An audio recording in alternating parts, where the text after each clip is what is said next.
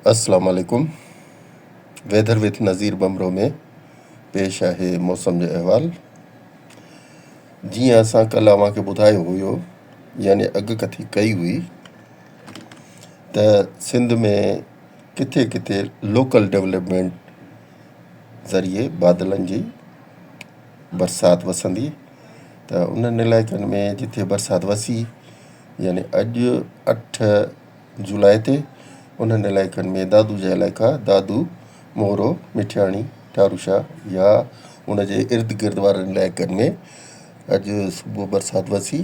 ऐं इन खां अलावा उमरकोट ऐं ॾखण सिंध जे कुझु इलाइक़नि में पिणु हल्की फुल्की बरसाति वसी आहे। जॾहिं त बलूचिस्तान जे ओभारे इलाइक़े खीर थर जबल जे आसपास बरसाति जारी आहे, जेका पिणु सुबुह खां हली रही आहे। अॼु 8 जुलाई ते बलूचिस्तान जे विच वारनि इलाइक़नि ऐं ओलह वारनि इलाइक़नि में पिणु बरसाति जारी आहे।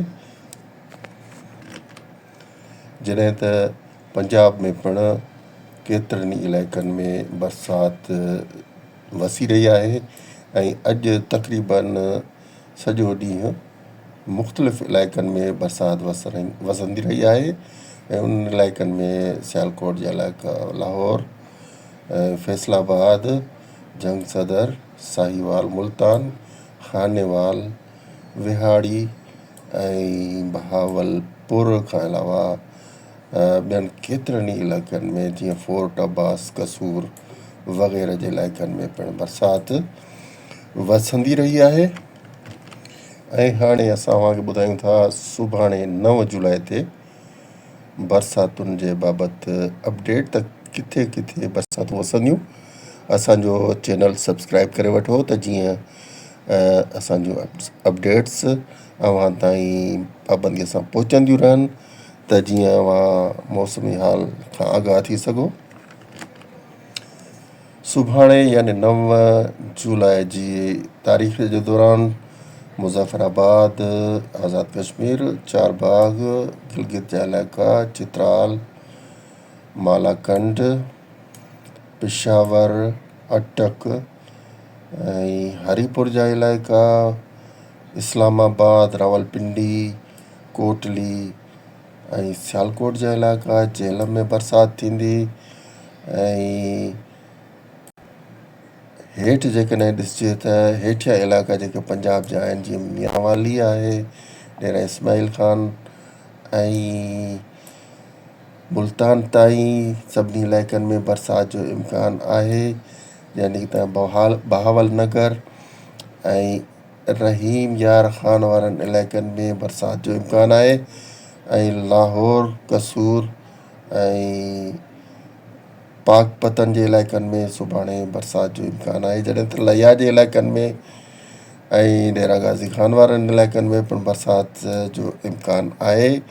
ऐं सुभाणे जे बारे में अव्हांखे बलोचिस्तान जे बारे में ॿुधायूं त बलोचिस्तान में सुभाणे बि वॾा इम्कान आहिनि त खुज़दार, वड ऐं अवारान जे इलाइक़नि में बरसाति वसंदी, पंजगूर जे इलाइक़नि में बरसाति वसंदी ऐं ओलह बलूचिस्तान ताईं उहा बरसाति तुर्बत ताईं मुंतक़िल थी सघे थी। ऐं इन खां अलावा सिंध जे खीर थर जे इलाइक़े जे मथां पिणु बरसाति वसण जो इम्कानु आहे।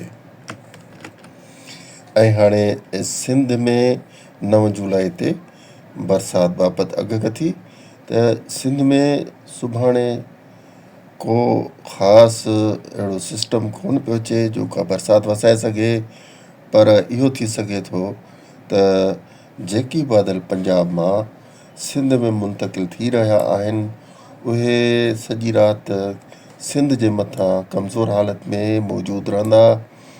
ऐं सुभाणे सुबुह जो जॾहिं सिज जी तपिश पवंदी, त उन्हनि में सिंध में किथे किथे हल्की बरसाति जे लाइ एक्टिविटी पैदा थी सघे थी। यानी लोकल डेवलपमेंट मुमकिन आहे त थिए ऐं किथे किथे बरसाति वसी पवे।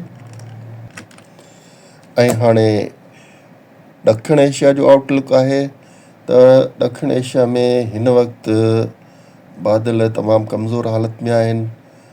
बांग्लादेश में तमामु घणी बरसाति थी चुकी आहे ऐं बे ऑफ बंगाल में बि जेके बादल मौजूदु हुआ उहे बि कमज़ोर थी चुका आहिनि ऐं बांग्लादेश में जेका बरसाति थी आहे उन सबबु बांग्लादेश में तमामु वॾी ॿोॾियूं आयूं आहिनि, छो त बांग्लादेश में जेका बरसाति वसी आहे उन जो मिक़दारु 400 मिलीमीटर ताईं वधी चुको हो। इन जे करे उते ॿोॾियूं पैदा थी वियूं ऐं बांग्लादेश जे दरियाहनि में पाणीअ जी सतह तमामु घणी वधी वई ऐं ॾखिण एशिया जे इलाइक़नि में परे परे ताईं बरसाति जा सिस्टम एतिरो ताक़तवर न आहिनि ऐं जेकॾहिं आहिनि त कुझु चाइना जे इलाइक़नि में हिकु ॿिनि जायुनि ते ऐं ताइवान जे इलाइक़नि में कुझु ताक़तवर आहिनि। बाक़ी ॿियनि इलाइक़नि में किथे बि बरसाति जा सिस्टम ताक़तवर मौजूदु कोन्हनि। विच बलूचिस्तान में कुझु सिस्टम ताक़तवर नज़र अचनि पिया पर उन्हनि में तमामु घणी बरसाति मौजूदु न आहे। पंजाब जे बारे में अहम अॻकथी ॿुधाईंदा हलूं त अॼु राति खां पोइ 12 खां पोइ पंजाब में जिन इलाइक़नि में शदीद बरसाति वसंदी उन्हनि इलाइक़नि में लाहौर ऐं सियालकोट यानी झेलम इहे इलाइक़ा आहिनि, उन्हनि में ज़ोरदार बरसाति वसण जो इम्कानु आहे। असांजी अपडेट अॼु पूरी थिए थी। असांखे इजाज़त ॾींदा। अल्लाह हाफ़िज़।